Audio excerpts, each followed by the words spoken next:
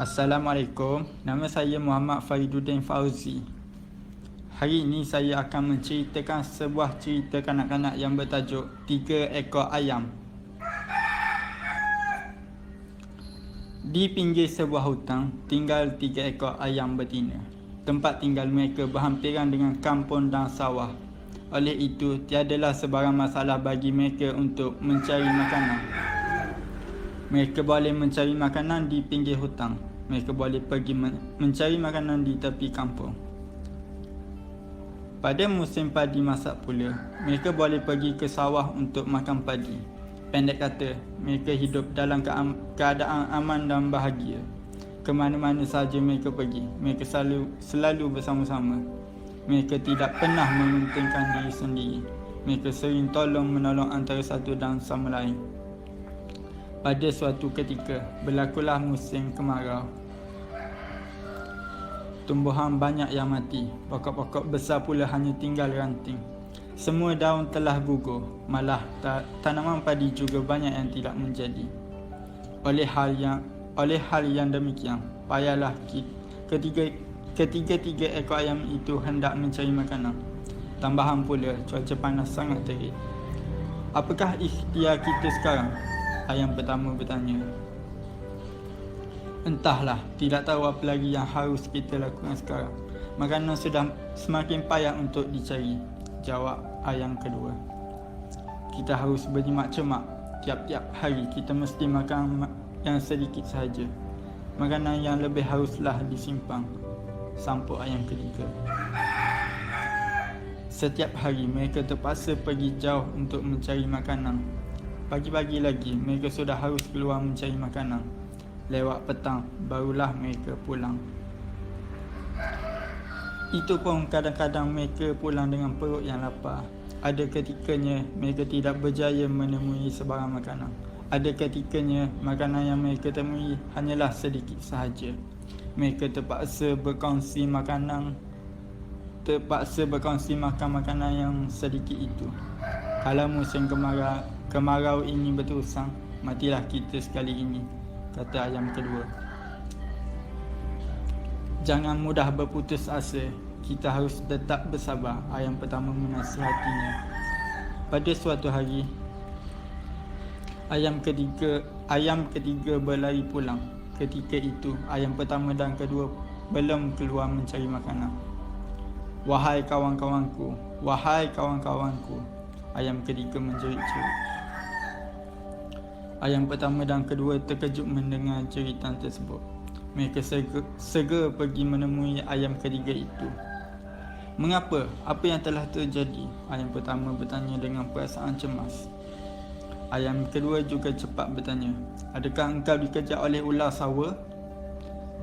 Ayam ketiga masih tercungap-cungap. Ayam ketiga sangat kepenatan kerana bekerja pulang. Mengapa? Ayam pertama bertanya lagi. Aku terjumpa padi, masih ada 3 biji padi pada tangkainya, jelas ayam ketiga.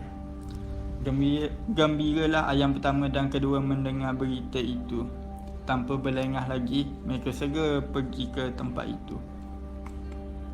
Melelehlah air liur mereka melihat padi itu. Mereka sangat kempunang hendak makan padi. Sudah lama mereka tidak makan padi. Mereka lalu memetik padi itu. Tetapi sebelum sempat mereka makan padi itu, tiba-tiba ayam pertama bersuara.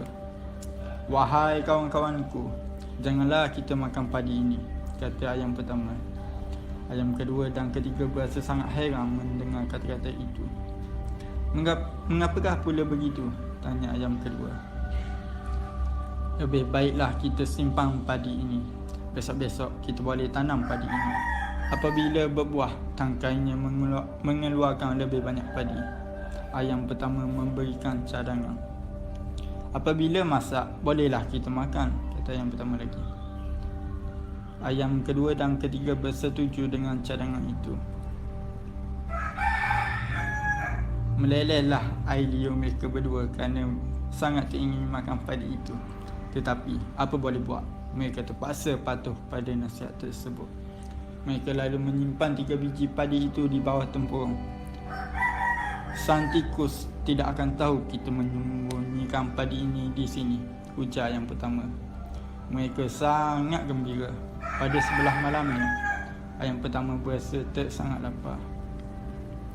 Perutnya terasa sakit kerana tidak dapat menahan lapar.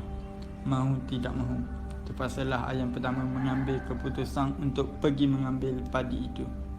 Kalau aku hanya makan sebiji padi, masih ada 2 biji lagi yang boleh ditanam, fikirnya dalam hati. Tanpa berlengah lagi, ayam pertama segera pergi makan sebiji padi itu. Tidak lama kemudian, ayam kedua juga berasa lapar. Ayam kedua tidak dapat menahan rasa laparnya. Oleh yang demikian, ayam kedua terus pergi makan sebiji padi itu. Aku hanya makan sebiji padi sahaja. Masih ada 2 biji padi lagi untuk ditanam, ujarnya dalam hati. Tidak lama selepas itu, ayam ketiga pula berasa lapar. Lagipun sejak siang tadi, ayam ketiga memang sangat terliur hendak makan padi. Tentulah tidak mengapa kalau aku hanya makan sebiji padi saja. Masih ada 2 biji padi lagi untuk ditanam, fikirnya dalam hati. Tanpa bertangguh-tangguh lagi, ayam ketiga segera pergi makan sebiji padi itu. Kira-kira sebulan kemudian, barulah tiba musim hujan. Mereka bersorak-sorakkan kegembiraan. Mereka tahu tumbuh-tumbuhan akan hidup subur semula. Marilah kita pergi menanam padi simpanan kita, kata ayam pertama. Mereka lalu pergi ke tempat tempurung itu.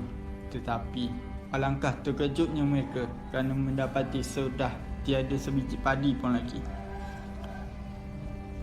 Aku hanya makan sebiji padi saja, tetapi bagaimanakah 2 biji padi lagi itu boleh hilang? Kata ayam pertama. Ayam kedua dan ketiga turut menceritakan kisah sebenar. Aku pun hanya makan sebiji padi saja, ujar ayam kedua. Aku juga hanya makan sebiji padi saja, jelas ayam ketiga pula. Itulah sebabnya semua padi kita sudah tiada lagi, sampuk ayam pertama. Mereka berasa sangat malu atas perbuatan mereka itu. Mereka berasa sangat menyesal kerana mereka mementingkan diri sendiri. Akibatnya, semua padi itu sudah tiada lagi. Oleh yang demikian, tiadalah dapat mereka menanam padi itu. Tamat. Okey, nilai murni yang boleh didapati dalam cerita 3 ekor ayam ini ialah: sesungguhnya sikap tidak amanah bukanlah suatu nilai yang murni. Demikianlah juga halnya dengan sikap tidak bertanggungjawab. Sikap buruk ini akan membawa kepada kerugian dan kebinasaan. Oleh yang demikian, kita haruslah sentiasa mengamalkan nilai-nilai murni seperti amanah, jujur dan bertanggungjawab. Nilai-nilai murni tergolong sebagai akhlak mulia. Nilai-nilai murni akan membawa kepada kemuliaan dan kejayaan dalam hidup.